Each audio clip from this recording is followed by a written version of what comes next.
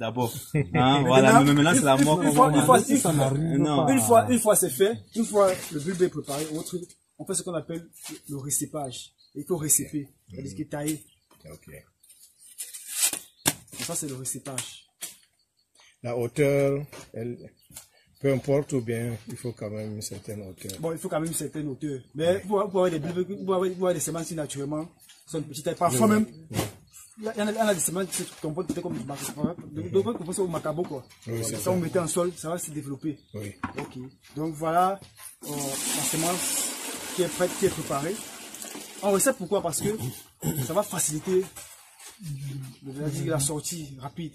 Si vous ne recépez pas, la plante va dépenser plus d'énergie à pouvoir se développer plus tard. Par exemple, en récépant comme ça et en préparant comme ça, si vous prenez deux rejets bien préparés et l'autre qui est récépé, l'autre qui n'est pas récépé, celui récépé va vite se développer que celui qui n'est pas récépé parce qu'il va prendre du temps à pouvoir d'abord faire sécher les autres feuilles qu'il y avait avant de sortir les rejets. Donc quand c'est comme ça, directement la génération mise en place, c'est la nouvelle qui sort et puis la croissance est lancée. Donc le rejet est là. Maintenant, quand on a notre rejet, il faut l'assainir. Maintenant, assainir, je vais juste prendre un petit pan, hein, parce qu'il y a le spécialiste qui va parler tout à l'heure de maladie ravageuses. Je vais juste engranger un peu le côté assainissement des rejets. Maintenant, pour assainir le rejet avec insecticides, nématicides, autres. Mais pour la séance, en fait, on a prévu de la cendre de bois. Juste pour matérialiser l'opération. On prend le feu de la cendre. On va le placer de cendre. Hein.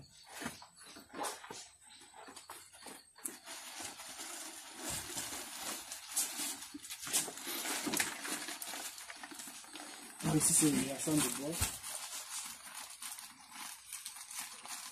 La cendre là, elle contient des éléments qui permettent de neutraliser les maladies. Bien sûr, parce qu'on utilise ça au hasard, ça laisse les insecticides. Ça veut dire que c'est un désinfectant.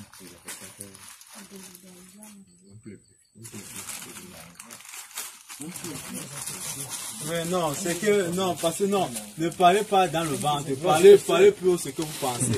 Pour faire la cendre, comment dire, c'est d'abord quand c'est d'abord, n'est-ce pas? Quand le bout là, il y a le potassium, on a le calcium à l'intérieur. Or, le calcium est reconnu pour sa capacité à stimuler les systèmes de défense de la plante. Là, c'est son rôle d'assainissement. Alors, maintenant, qui parle du rôle de fertilisant, hein, la fonction de potassium, on connaît le rôle de potassium dans la croissance de la plante. Même à cendre juillet, à la place, ça pouvait être insecticide. Un produit phytosanitaire. Phytosanitaire. Et là, bon, on va tenir compte de la nature. Pourquoi pas utiliser ce qu'on a de naturel, de moins cher, de plus efficace. On a de la cendre. Vous voyez que je prends mon rejet déjà préparé, c'était autre que je vais tremper dans la solution. Vous voyez que je trempe mon rejet. Bon, généralement laisser un temps peut-être de 5 à 10 minutes pour que le produit puisse entrer et protéger le bulbe.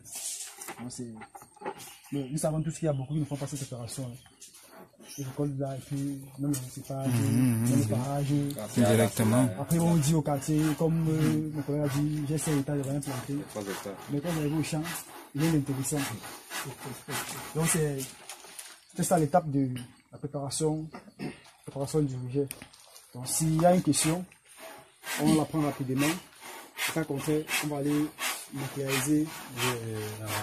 Quand je dis, si j'ai peut-être 2000 rejets à mettre tout seul, je vais pas possible forcément passer tout le temps ici.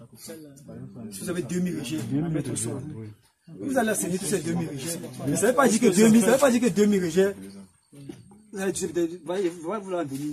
Vous demandez, mais comment faire pour 2000 rejets? Non, vous pouvez prendre dans l'autre 10, 5 à 10 non, si vous pouvez prendre, si vous avez une bassine plus grande, autre, c'est pas autre chose, vous pouvez tremper là-dedans, vous laissez. Vous pouvez essayer de 10, essayer de 20, ça dépend de votre contenant. Ça, c'est juste un petit indicatif. C'est pas pour dire que vous avez 10 000 rejets, vous allez prendre le même saut que vous. En fait, si je le comprends bien, son problème, c'est que lui pense que c'est une perte de temps. Parce que, en fait. Non, pas perte de temps. En fait, je parle.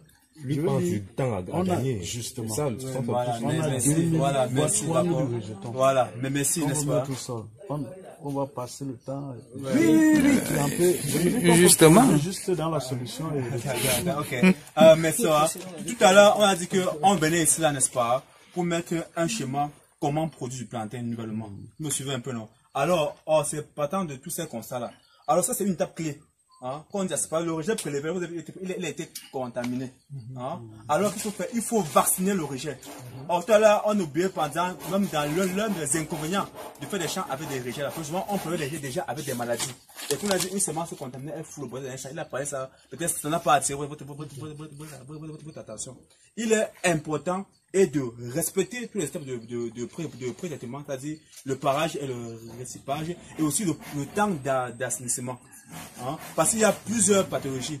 Hein? Et là, le collègue doit un peu introduire ça, parce qu'il faut que, parce que vous savez que la maladie, c'est dans toutes les étapes. Alors aujourd'hui, il faut faire ce que aujourd'hui, il y a un concept aujourd'hui qui est en vogue, qu'on appelle la pré-immunisation, on appelle ça la vaccination. Hein? C'est ça qu'on peut dire avec les plants pour mieux atteindre les rendements escomptés. Vous me suivez un peu, non? Alors, on a peut-être conseil quoi? Que déjà à la base, on est déjà en pépinière avec les maladies. C'est pour ça que tu n'as pas le rendement escompté. Et des deux, on ne peut pas les itinéraires techniques. Quand on dit qu'il faut laisser 5 minutes, c'est le temps que ça puisse pénétrer les pores. On a blessé ça. Regardez, si il retire ça là. Ça c'est blessé là. Il y a des pores, comme sur votre peau là, il y a des pores. Hein? Ça va infuser à travers les membranes, passer dans la cellule. Ça va passer maintenant au niveau des voies de signalisation, activer le système de défense. Alors si tu laisses pas le temps que ça puisse pénétrer là, tu fais ça, c'est comme ça là, il n'aura pas pénétré et tu n'auras fait aucun traitement.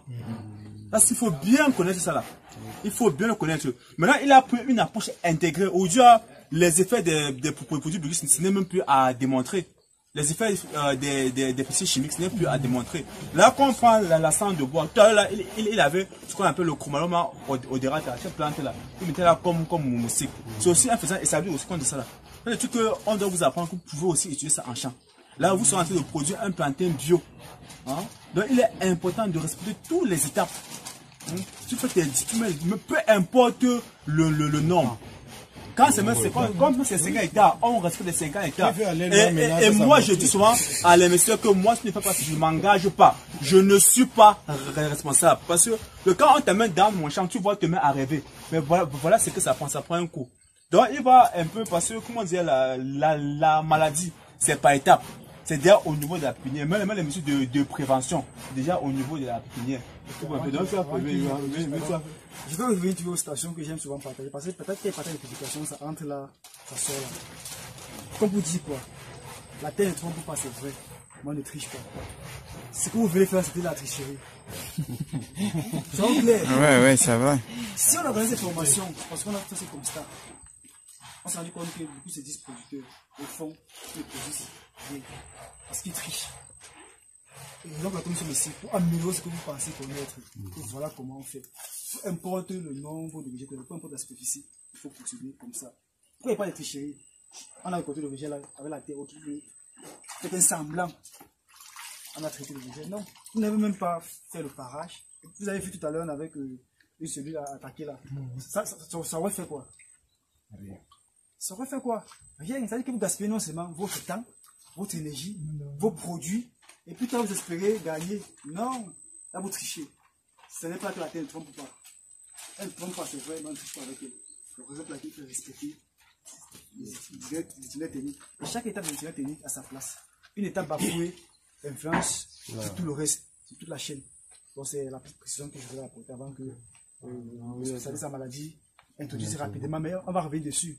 Il parle rapidement et puis. Non, il est question d'espace. Ce n'est pas question que chacun puisse savoir que les maladies que vous voyez, n'est-ce pas, ça commence au niveau de la pépinière. Moi, vous dites parce que moi, de la sémence. Hein, parce que c'est même sur quoi, depuis 7 ans, je fais mes recherches. Parce qu'aujourd'hui, la qualité de la sémence reflète 30% du rendement de production. Donc, une semence de bonne qualité, ça fait 30% du rendement de production. Donc, dès que vous avez une semence de bonne qualité, vous perdez à 30% sur les 100%. Donc, vous êtes à 70%. Maintenant, si vous ratez encore les signes techniques, ouais, ça bafoue. Et là, ce constat-là, c'est important pour pouvoir savoir que il y a déjà des maladies. Mais, et là, quelles sont les approches préventives ou les approches curatives? Maintenant, quelles sont les approches préventives à moindre coût? Voilà le cas de les cendres de bois, qui ne nécessitent pas tombation, qui coûtent cher, parce que le président, il n'a pas d'argent. Mais je vois qu'est-ce qu'on fait, on voit ce qui est dans l'univers du paysan. On dit que voilà ce que tu peux appliquer. J'aimerais que vous intégrer ça aujourd'hui dans votre système dans votre chaîne de production. Bonsoir, moi c'est Harold Ojeb, étudiant agronome première année. À ce jour, le samedi, j'ai assisté à une formation organisée par AgroSec Consulting et ça concernait les bananes plantains.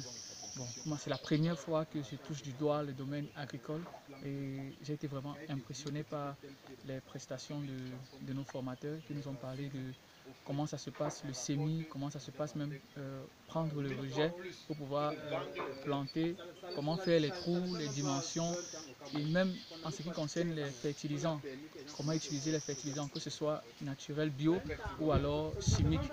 Et je crois déjà qu'au sortir